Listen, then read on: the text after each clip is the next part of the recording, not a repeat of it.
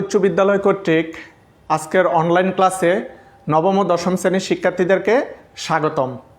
সাথে আছি আমি সুকরঞ্জন দাস, সহকারী শিক্ষক গণিত, পুরানবাজার বালিকা উচ্চ বিদ্যালয়, চাঁদপুর। শিক্ষার্থী বন্ধুরা, আজকে তোমাদের সাথে যে পাঠ উপস্থাপন করব তোমাদের গণিত পাঠ্য বই থেকে ত্রয়োদশ অধ্যায় গুণোত্তর ধারা অনুশীলনী 13.2। শিক্ষার্থী বন্ধুরা, আমরা গত ক্লাসেও অনুশীলনী 13.2 নিয়ে কাজ করেছি। সেখানে আমরা গুণোত্তর ধারার সূত্র এবং বেসিক যে তত্ত্বগুলো আছে সেগুলো বুঝিয়েছি। আজকে আমরা তারই ধারাবাহিকতায় পরবর্তী পাঠ অর্থাৎ আমরা 8 এবং 9 এই দুটি গাণিতিক সমস্যার সমাধান করব। শিক্ষার্থী বন্ধুরা, আমরা গত ক্লাসে 5, 6, 7 এই তিনটি গাণিতিক সমস্যার সমাধান করেছি। আজকে আমরা 8, 9 এই দুটি গাণিতিক সমস্যার সমাধান করব। তো শিক্ষার্থী বন্ধুরা, তোমরা সবাই মনোযোগ রাখো। প্রথমে আমরা 8 নম্বর সমস্যাটির সমাধান করব। 8 নম্বর প্রশ্নটি সমাধান করার পূর্বে বুঝে নেওয়া যাক। একটি গুণোত্তর ধারার পঞ্চম পদ 2√3/9 এবং দশম পদ 8√2/81 হলে ধারাটির তৃতীয় পদ কত? শিক্ষার্থী বন্ধুরা, এটি হলো আমাদের 8 নম্বর প্রশ্ন। তো আমাদের এখানে একটি গুণোত্তর ধারার পঞ্চম পদ 2√3/9। দেখো, আমাদের প্রশ্নটি যে গুণোত্তর ধারা সেটি চিহ্নিত করে দেওয়া হয়েছে প্রশ্নে। তাহলে আমরা বুঝতে পারলাম এটি একটি গুণোত্তর ধারা। আর গুণোত্তর ধারার ক্ষেত্রে আমরা প্রথম পদকে এ দ্বারা প্রকাশ করি, সাধারণ অনুপাতকে আর পদ সংখ্যাকে n। তাহলে শিক্ষার্থী বন্ধুরা, আমরা এখানে গুণোত্তর ধারার পঞ্চম পদ যেহেতু 2√3/9 দেওয়া আছে, আমরা nতম পদের সূত্র জানি। গুণোত্তর ধারার nতম পদের সূত্র ar⁻n-1। তাহলে এখানে পঞ্চম পদ কি হবে? ar⁻5-1 হবে 2√3/9। এবং দশম পদ, তাহলে এখানে দশম পদ কি হবে? সূত্র ar⁻10-1। আর দশম পদের মান এখানে দেওয়া আছে 8√2/81 হলে ধারাটির তৃতীয় পদ কত? তৃতীয় পদ যদি আমরা নির্ণয় করতে যাই তাহলে আমাদের ar⁻3-1 হবে সূত্র। তাহলে শিক্ষার্থী বন্ধুরা, আমরা প্রশ্নটি দেখে বুঝতে পারলাম এখানে পঞ্চম পদ এবং দশম পদ দেওয়া আছে, কিন্তু আমাদের তৃতীয় পদ বের করার জন্য প্রথম পদ এর মান এবং সাধারণ অনুপাত আর এর মান প্রয়োজন হবে। এর মান এবং আর এর মান প্রশ্নে সরাসরি দেওয়া নেই। আমরা এই প্রশ্ন থেকে কাজ করে আমাদেরকে প্রথম পদ এর মান এবং সাধারণ অনুপাত আর এর মান বের করে নিতে হবে। এর মান এবং আর এর মান আমরা কাজ করার পর বের করার পর আমরা এখানে তৃতীয় পদ বের করতে পারবো। তাহলে শিক্ষার্থী বন্ধুরা, তোমরা মনোযোগ রাখো। আমরা প্রথমেই যে কাজটি করব, যেহেতু আমাদের প্রথম পদ, ধারাটির প্রথম পদ এবং সাধারণ অনুপাত দেওয়া নেই, আমরা প্রথম পদকে এ এবং সাধারণ অনুপাতকে আর ধরে নেব। তাহলে আমরা এখানে লিখতে পারি, ধরি ধারাটির প্রথম পদ সমান এ, সাধারণ অনুপাত সমান আর। শিক্ষার্থী বন্ধুরা, আমরা প্রথম পদকে এ এবং সাধারণ অনুপাতকে আর ধরে নিয়েছি। যেহেতু সরাসরি এর মান এবং আর এর মান দেওয়া নেই, আমরা প্রথম পদকে এই লিখব, সাধারণ অনুপাতকে আর। পদ সংখ্যা এখানে আমরা লিখতে পারি পদ সংখ্যা সমান n। পদ সংখ্যাকে n দ্বারা প্রকাশ করা হয়। শিক্ষার্থী বন্ধুরা, যেহেতু এখানে বলা হয়েছে একটি গুণোত্তর ধারার পঞ্চম পদ 2√3/9, তো আমরা জানি সূত্র nতম পদের সূত্র আমরা জানি nতম পদ সমান a r to the power n minus one. এই সূত্রটি আমাদের জানা আছে n গুণোত্তর দ্বারার ক্ষেত্রে nতম পদের সূত্র a r to the power n minus one. যেহেতু এটি জানা আছে, আমরা এখন দ্বারার পঞ্চম পদ লিখতে পারি সরাসরি। সুতরাং ধারাটির পঞ্চম পদ সমান 2√3/9। এখানে পঞ্চম পদের মান দেওয়া আছে, ধারাটির পঞ্চম পদ 2√3/9। আর আমরা পঞ্চম পদের যে সূত্র অনুযায়ী nতম পদের সূত্র অনুযায়ী এখানে পঞ্চম পদ লিখতে পারি এ r to the power 5 minus 1, তাহলে সমান 2√3/9।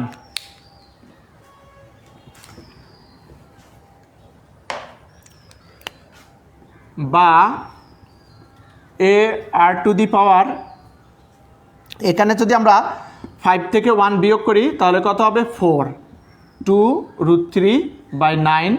এটি আমরা 1 নং সমীকরণে রাখতে পারি। তাহলে শিক্ষার্থী বন্ধুরা, আমরা এখানে ধারাটির পঞ্চম পদ 2√3/9 লিখলাম, প্রশ্নে দেওয়া আছে। আর পঞ্চম পদের সূত্র অনুযায়ী আমরা লিখতে পারি এ r to the power 5 minus 1 সমান 2√3/9।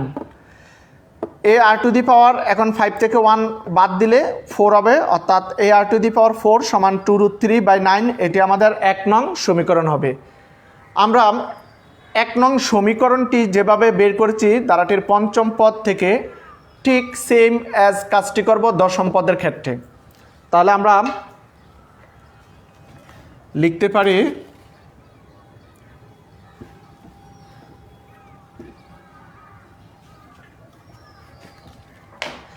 তোমরা নিচে নিচে লিখবা। আবার ধারাটির দশম পদ এ আর টু দি এখানে দশম পদের মান বসাবো। দশম পদ কত? 8√2/81। আমাদের প্রশ্নে দেওয়া আছে দশম পদ 8√2/81 আমরা লিখব। শিক্ষার্থী বন্ধুরা, দশম পদের সূত্র অনুযায়ী আমরা nতম পদের সূত্র অনুযায়ী এখানে দশম পদের সূত্রতে লিখতে পারি এ r to the power 10 minus 1 সমান 8√2/81। এখানে আমাদের দশম পদের যে সূত্র অনুযায়ী আমরা লিখতে পারি এ আর টু দি পাওয়ার, তাহলে 10 মাইনাস 1 হবে। পঞ্চম পদের ক্ষেত্রে 5 মাইনাস 1 হয়েছিল, দশম পদের ক্ষেত্রে 10 মাইনাস 1 হবে। বা এ আর টু দি পাওয়ার 9 সমান 8√2/81। এটাকে আমরা 2 নং সমীকরণে রাখব। শিক্ষার্থী বন্ধুরা, আমরা পঞ্চম পদের কাজ করে 1 নং সমীকরণ পেয়েছি এবং দশম পদের কাজ করে আমরা 2 নং সমীকরণ পেয়েছি। এখন এই দুটি সমীকরণ থেকে আমাদেরকে কাজ করে এর মান এবং আর এর মান বের করে নিতে হবে। তো আমরা যদি 2 নং সমীকরণকে 1 নং সমীকরণ দ্বারা ভাগ করে দেই তাহলে এ কাটা যাবে, এখানে আর থাকবে, কাজ করে আমরা আর এর মান বের করে নেব। তাহলে আমরা এখানে পরবর্তীতে লিখতে পারি 2 নং সমীকরণকে 1 নং সমীকরণ দ্বারা ভাগ করে পাই। তাহলে দেখো শিক্ষার্থী বন্ধুরা, 2 নং সমীকরণ বাম পাশে আছে এ আর টু দি পাওয়ার 9 আর 1 নং সমীকরণের বাম পাশে আছে এ আর টু দি পাওয়ার 4। বাম পাশের সাথে বাম পাশের কাজ হবে, ডান পাশের সাথে ডান পাশের কাজ হবে। তাহলে আমাদের এখানে 2 নং সমীকরণের ডান পাশে আছে 8√2/81 আর 1 নং সমীকরণের ডান পাশে আছে 2√3/9। এখন আমরা এখান থেকে এ উপরে নিচে কাটাকাটি করে বাদ দিতে পারি, আর এখানে আমরা লিখতে পারি আর টু দি পাওয়ার 9 - 1। শিক্ষার্থী বন্ধুরা এখানে আছে আর টু দি পাওয়ার 9, এখানে আছে আর টু দি পাওয়ার 4। তাহলে আমরা যদি এখানে কাজ করি তাহলে আর টু দি পাওয়ার এই ভাগের জন্য পাওয়ারটা কী হয়ে যাবে, মাইনাস হয়ে যাবে, 9 - 4 হবে। সমান এখানে আমরা 8√2/81 ভাগের সময় গুণ করলে নিচেরটা উপরে, উপরেরটা নিচে চলে যাবে। তাহলে অর্থাৎ লব হয়ে যাবে হর, আর হর হয়ে যাবে লব। তাহলে 9 চলে যাবে উপরে, 2√3 চলে আসবে নিচে। এখন আমরা যদি এখানে কাটাকাটি করি তাহলে এখানে 4 পাবো, এখানে 9, বা এখানে আমরা কাজ করলে আর টু দি পাওয়ার 5 সমান 4√2/9√3 পাবো, বা আর টু দি পাওয়ার 5 সমান, শিক্ষার্থী বন্ধুরা 4√2কে আর 9√3কে আমরা √2/√3 পাওয়ার 5 লিখতে পারি। কারণ আমরা যদি √2কে 5 বার গুণ করি তাহলে 4√2 পাবো, আর √3কে 5 বার গুণ করলে 9√3 পাবো। তাহলে আমরা 4√2/9√3কে আমরা √2/√3 লিখে পাওয়ার 5 লিখতে পারি। তাহলে দেখো আর সমান এখানে উভয় পক্ষ থেকে আমাদের পাওয়ার 5 বাদ যাবে, তাহলে বৃত্তি সমান বৃত্তি হবে, অর্থাৎ আর সমান √2/√3 হবে। শিক্ষার্থী বন্ধুরা আমরা আর এর মান অলরেডি পেয়ে গেছি।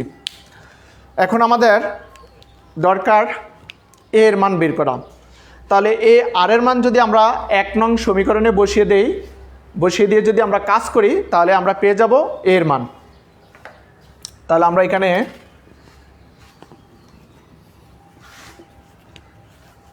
আর এর মানটিকে 1 নং সমীকরণে বসিয়ে দেব।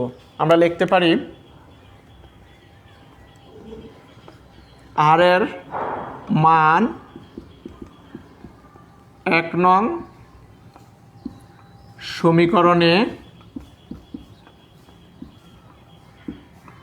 বসিয়ে পাই।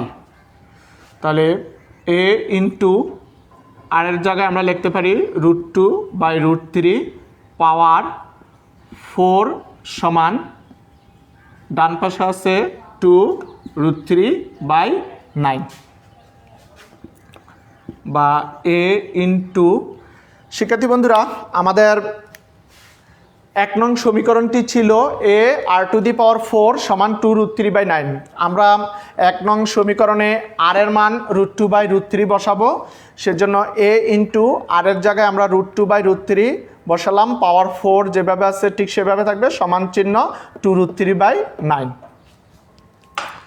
এখানে আমরা √2 পাওয়ার যদি 4 করি তাহলে 4 পাবো, আর √3 পাওয়ার 4 করলে 9 পাবো, সমান 2√3/9। এখন আমরা শিক্ষার্থী বন্ধুরা যদি এখান থেকে এর মান বের করতে চাই তাহলে 4/9কে বাদ দিতে হবে। তাহলে আমরা উভয় পক্ষে যদি 9/4 দ্বারা গুণ করি তাহলে আমাদের এখান থেকে 4/9 কাটাকাটি করে বাদ যাবে, আর এখানে আমরা 2√3/9 ইন্টু 9/4 আমরা উভয় পক্ষে লিখতে পারি, উভয় পক্ষে 9/4 দ্বারা গুণ করে আমরা উভয় পক্ষে 4/9 দ্বারা গুণ করলাম। তাহলে এখানে 9 কাটা যাবে এবং 2 এর সাথে 4 কাটাকাটি করলে নিচে 2 হবে। তাহলে লবে থাকবে √3 আর হরে থাকবে 2। শিক্ষার্থী বন্ধুরা আমাদের এর মানও বের করা হয়ে গেছে, এর মান √3/2। তো আমরা যেহেতু এর মান এবং আর এর মান পেয়ে গেছি, এখন আমরা ধারাটির তৃতীয় পদ, আমাদের প্রশ্নে বলা হয়েছে ধারাটির তৃতীয় পদ নির্ণয় করার জন্য আমরা এখন ধারাটির তৃতীয় পদ নির্ণয় করব। সুতরাং ধারাটির তৃতীয় পদ সমান এ আর টু দি পাওয়ার 3 - 1 সমান এ আর এর স্কোয়ার হবে। এখন আমরা এর মান বসাবো √2/√3 ইন্টু এর মান √3/2 ইন্টু আর এর মান √2/√3 স্কোয়ার। তাহলে এখানে √3/2 ইন্টু আমরা √2 এর যদি স্কোয়ার করি তাহলে 2 পাবো, আর √3কে আমরা লবের সাথে কাটাকাটি করার জন্য √3 ইন্টু √3 লিখব। তাহলে এখানে √3 কাটাকাটি করে বাদ যাবে, 2 কাটাকাটি করে বাদ যাবে, 1/√3 চলে আসবে। তো শিক্ষার্থী বন্ধুরা, আমাদের 8 নম্বর যে গাণিতিক সমস্যাটি বলা হয়েছে যে ধারাটির তৃতীয় পদ কত, তাহলে আমরা ধারাটির তৃতীয় পদ পেয়ে গেলাম কাজ করে 1/√3, এটি আমাদের অ্যান্সার। অর্থাৎ তাহলে আমাদের 8 নম্বর গাণিতিক সমস্যাটির সমাধান হয়ে গেছে। এখন আমরা পরবর্তী যে 9 নম্বর সমস্যাটি আছে, 9 নম্বর সমস্যাটির সমাধান করব।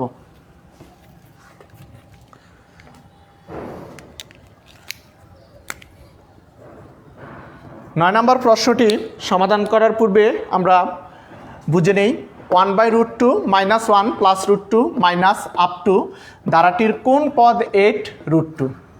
শিক্ষার্থী বন্ধুরা, আমরা 9 নম্বর প্রশ্নটির নিয়মে 7 নম্বর যে প্রশ্নটি আছে পূর্বের ক্লাসে সমাধান করেছি। 7 নম্বর প্রশ্নটি এবং 9 নম্বর প্রশ্নটি একই নিয়মের, শুধু প্রশ্নটির সংখ্যাগুলো অর্থাৎ প্রশ্নটির যে মান দেওয়া আছে সেই মানগুলো পরিবর্তন শুধু করা আছে, আর নিয়ম একই। তাহলে আমরা প্রথমেই এখান থেকে চিহ্নিত করব, যেহেতু এটি কোনো চিহ্নিত করে দেয় নাই এই প্রশ্নটি কী ধরনের ধারা। আমরা আগে একটু এক নজর প্রশ্নটি থেকে কাজ করে যদি আমরা পূর্ববর্তী এবং পরবর্তী পদের অনুপাত করার পর যদি অনুপাতগুলো সমান হয় তাহলে এটি আমরা লিখতে পারবো গুণোত্তর দ্বারা। আমরা দেখে নেই এটি গুণোত্তর দ্বারা কি নিই। তাহলে -1/√2, তাহলে এখানে কাজ করলে -√2 পাওয়া যাবে। আর তৃতীয় পদের সাথে যদি দ্বিতীয় পদের অনুপাত করি তাহলে √2/-1 সমান -√2 আমরা দেখতে পেলাম। অর্থাৎ পরবর্তী পদকে পূর্ববর্তী পদ দ্বারা ভাগ করলে ভাগফল এখানে -√2 চলে আসতেছে, এখানেও -√2 চলে আসতেছে। তাহলে প্রদত্ত ধারাটি একটি গুণোত্তর ধারা। আমরা লিখতে পারি প্রদত্ত ধারাটি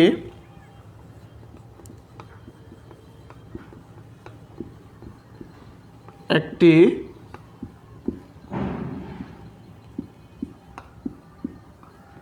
গুণোত্তর ধারা। এখানে তাহলে প্রথম পদ এ সমান 1/√2 সাধারণ অনুপাত আর সমান -1/1/√2 সমান -√2। প্রশ্নে বলা হয়েছে ধারাটির কোন পদ 8√2। আমরা জানি না ধারাটির কোন পদ, আমরা ধরে নেব ধারাটির n-তম পদ সমান 8√2। শিক্ষার্থী বন্ধুরা, এখানে আমরা কোন পদ, আমাদের পদ সংখ্যা n এর মান বের করতে বলছে, আমরা জানি না, আমরা ধরে নিলাম ধারাটির n-তম পদ সমান 8√2। এখন আমরা n-তম পদের সূত্র জানি, আমরা লিখতে পারি, আমরা জানি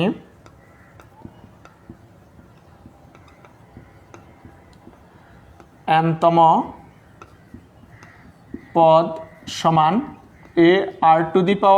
ar⁻n-1। শিক্ষার্থী বন্ধুরা, এখানে আমাদের ধারাটির n-তম পদ 8√2 আমরা ধরে নিয়েছি। আবার আমরা জানি n-তম পদ সমান ar⁻n-1, এটি n-তম পদের সূত্র।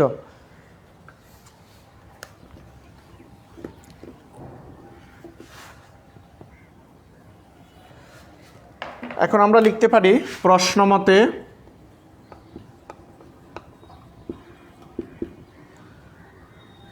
a r two the power n-1 সমান 8√2, কারণ এখানে n-তম পদের মান a r two the power n-1, n-তম পদের মান 8√2, তাহলে আমরা লিখতে পারি a r two the power n-1 সমান 8√2 প্রশ্ন মতে দিয়ে।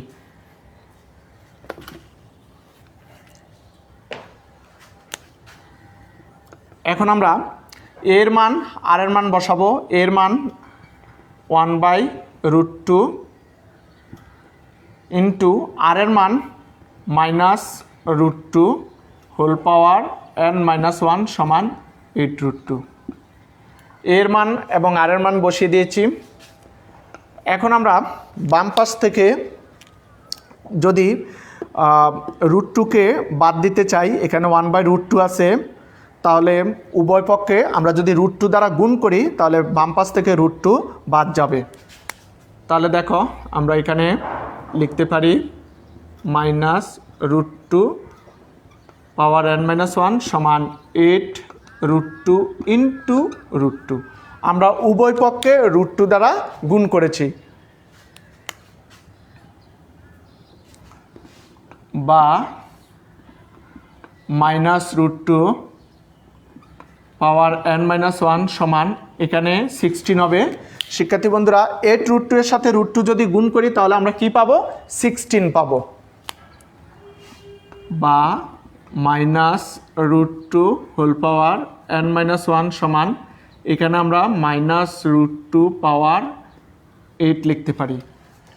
দেখো শিক্ষার্থী বন্ধুরা, এখানে আমরা বাম পাশে আছে আমাদের বৃত্তি -√2 পাওয়ার n-1, ডান পাশে আছে 16। আমরা 16কে ভেঙে বাম পাশে যে বৃত্তি -√2 আছে এটির মতো পরিণত করব।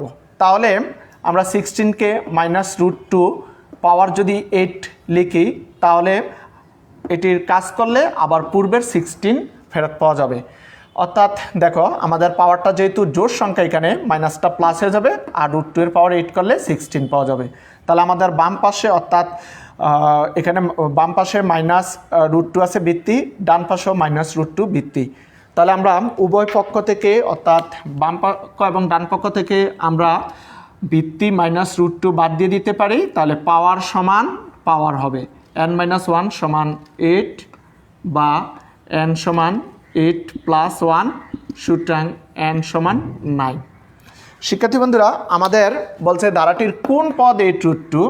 আমরা এখানে n এর মান 9 পেয়েছি, তাহলে ধারাটির নবম পদ বা 9তম পদ 8√2।